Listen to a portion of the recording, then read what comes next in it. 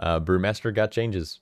We are officially in the 5th week of alpha, and I'm going to spend some time in this video talking about the announced Brewmaster monk set, as well as the talent changes that we got. So let me scroll down here and let's talk about it.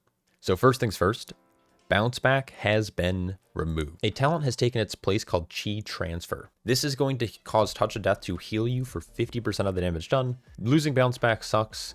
Gaining a heal in its place that's contingent on a 1.5-minute cooldown feels pretty bad. Also, 50% sounds good when you realize Touch of Death does your health in damage, but only if you actually fully execute the mob. If you're running something like Improved Touch of Death and use it on a mob that has less than 15% health, but has more than your health remaining, it only deals 35% of your max health. The issue with this is now it's 50% of 35, which is like 17-ish. So a 17% heal on a 1.5-minute cooldown, not great. It's interesting that they're trying to make Touch of Death more of like an interesting ability for monks. I just don't think it's all that great compared to bounce back. But you know what? I want to wait and see until we have like damage meters, what this is going to look like. I'd imagine it's going to be a very low portion of your overall healing, maybe 3%, 5%. I'm just like fucking shitting. Shit, what am I saying? I'm just shooting shit at the wall and see what sticks at this point. So yeah, that's what happened in our class tree. Now, nothing really happened in our spec tree, but we got a sizable overhaul to Shado-Pan. So let's kind of deep dive this.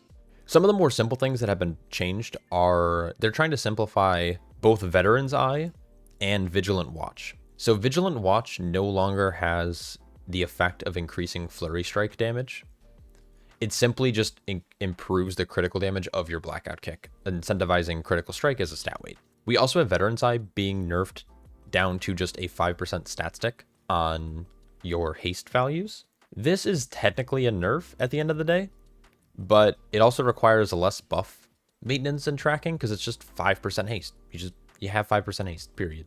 These are fine changes. I'm not really going to worry about it too much because I want to feel how the class plays at endgame content with tier sets in dungeons. They added a new choice node, replacing the healing node that was here before. So things that protect and serve and lead from the front or whatever they were called, those have been removed. So no more amped Vivify healing and no more leech healing from your Chi Burst, Chi Wave, and Expel Har? No, what was it? Something else.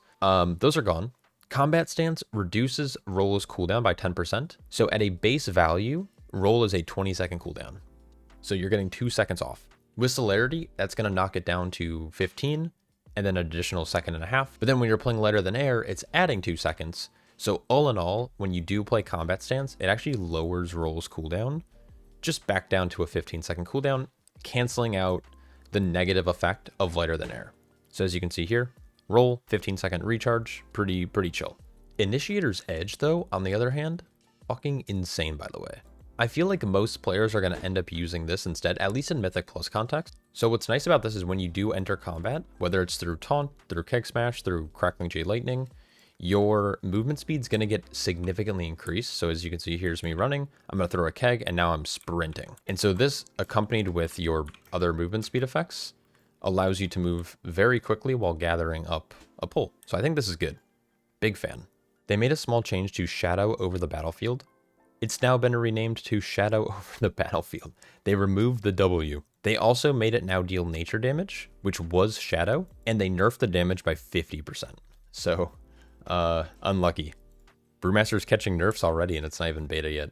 The nice thing about this being converted to nature damage instead of Shadow is that it now will affect Vital Flame, which heals you for nature and fire damage that you deal. So every time you hit Flurry Strikes, you're going to basically be leeching. Every time you hit Breath and apply Breath, you're going to be leeching. When you have Celestial Flames active, you're going to be leeching damage or healing. Same with Fuel on the Fire. So I think this is a better change, converting it to nature damage. It just feels bad that they nerf the damage by so much. And last but not least, they changed Wisdom of the Wall. While you have Invoke Nizal the Black Ox active, it causes Breath of Fire to launch 3 Flurry Strikes. My first complaint about this is that Breath of Fire is a 15-second cooldown, which means that at a baseline value, you're going to use Wisdom of the Wall, or you're going to activate your Black Ox.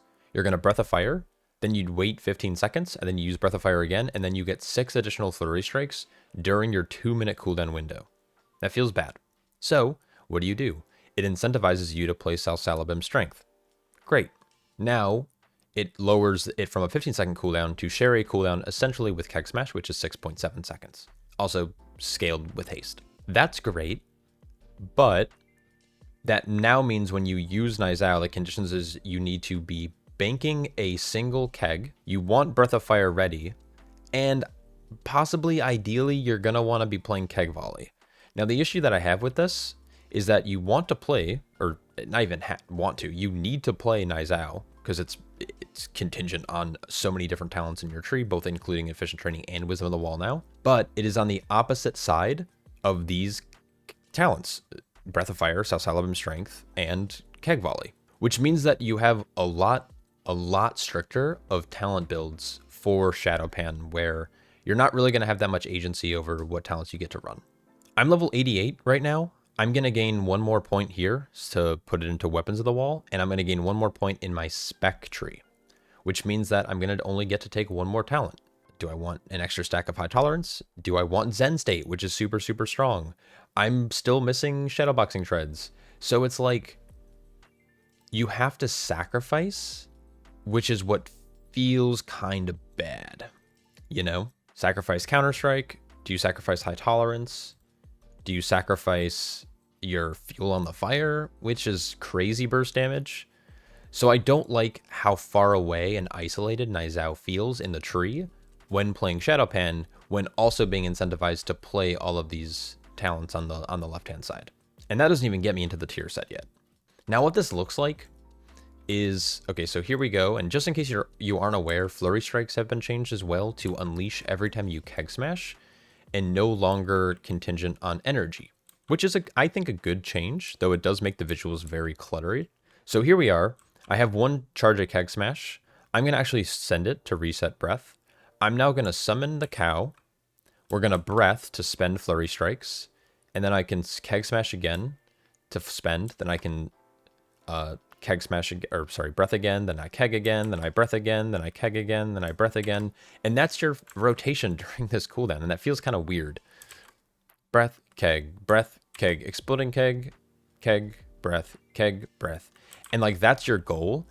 So it feels very awkward because you no longer are incentivized, at least in theory, to hit Blackout Kick or Tiger Palm. And those are the ways you mitigate damage and deal damage and heal. And so it feels awkward during your cow window to just be aiming to Breath of Fire as much as possible. It's an interesting direction they're deciding to take or trying to take. I just think they need to add something else here to make it a little less restrictive. And something that they did with Windwalker is that it procs their Flurry Strikes on Rising Sun Kick and Spinning Crane Kick. So what if it launched on Breath of Fire and Tiger Palm, or Breath of Fire and Blackout Kick, instead of just specifically Breath of Fire? That's my only critique of this. I think it's a fine direction. I'm just a little concerned with how isolated the Black Ox feels in the tree. There's so many things we still want, and we only have so many limited talent points that you're gonna probably feel like you're missing something. And I don't know what it is yet, because we can't tell. I need to test tier sets, I need to test dungeons. Obviously, the tuning needs to happen still. Not quite sure. So that brings us to our tier set. Let me scroll up here. Now, I'm going to have these notes down below. I don't think I mentioned that, so if you want to read these things, by all means. The Brewmaster Monk set. Keg Smash damage increased by 10, favoring Shado-Pan. Breath of Fire damage increased by 10, favoring Dragonfire Brew. That's another point that we'd want to maybe spend here. Again, don't know. It's still tuning, but theoretically, if you're going to have a tier set that has a damage amp on an ability that's strong, why not run talents that make that thing stronger, making your tier set stronger? The 4 set bonus is Keg Smash's energy cost reduced by 5, and when it strikes a target afflicted by breath, it deals additional fire damage. Now, what I like about this is, one, it's incentivizing breath. I know a lot of people were a little up in arms in Season 3 of The War Within about Breath of Fire no longer being kind of a staple of the Brewmaster kit. Well, not that it's not a staple, it's still there, but the meta is to play Rushing Jade Wind and forego running Breath of Fire. What's interesting is now Keg Smash is going to deal additional fire damage when Breath of Fire is afflicted, which also bakes into Vital Flame. I think this is great, especially with like Shadow over the Battlefield and all of the other fire abilities that are happening in your kit. This is all good. What's weird about it though is that the cost reduction makes me concerned about how it's going to interact with efficient training. So energy spenders deal more damage, but also every 50 energy you spend reduces your Black Axe cooldown by 1 second. And I'm a little concerned, or scarred I should say, from season 1 of the War Within, when our free keg smashes didn't count towards Shado-Pan. I'd imagine that the energy cost reduction is actually going to work against us just a little bit with efficient training. Now, of course, it's not a big enough number to actually mean anything, right? But it does mean that every 10 keg smashes means that we're getting 1 less second off of efficient training. And over a course of the key, that's maybe 1 less use of the cooldown. So that's my current only concern. Cost reduction's fine. It's going to be better for economy. And then also the additional fire damage is good. It just seems like there's the tree's so split and so many talents are immediately becoming like dead in the water because we're just not going to have the talent point allocation to use everything we probably want to run. So I'm interested to see how this is going to end up playing out. But those are all the Brewmaster changes that happened this week. Let me know if you have any questions down below and I will catch you all in the next one. Peace.